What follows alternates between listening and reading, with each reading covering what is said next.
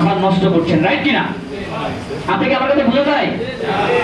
যেই টাকাটা আপনি ইনকাম করছেন সুস্থতার জন্য আপনি খেয়াল করছেন না, স্বাস্থ্য ঠিক রাখার খেয়াল করছেন না, শুধু টাকা টাকা টাকা, কিন্তু এই সুস্থতা আবার ঠিক করার জন্য টাকাই নষ্ট করছেন, রাইট কিনা?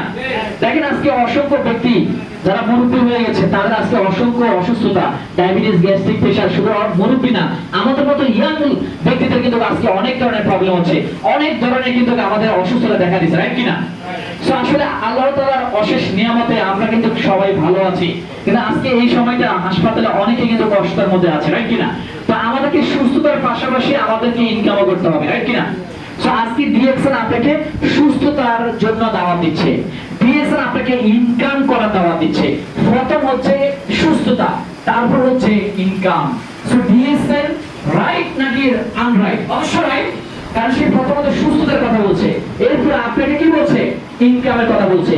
তো জ্যাকমা এটাই বলছে যে আসলে আমাদের অধিকাংশ মানুষ এখন বানরের মতো হয়ে গেছে, আমরা টাকার মর্ম বানর যখন বুঝে না, কলাটা বুঝে, আমরা অনেকে স্বাস্থ্যটা বুঝি না, শুধু টাকাই বুঝি। তো টাকাই জীবনের সবকিছু না, স্বাস্থ্যই সবকিছু। স্বাস্থ্য ঠিক থাকলে জীবনে অনেক টাকা কামাতে পারবেন, রাইট কিনা?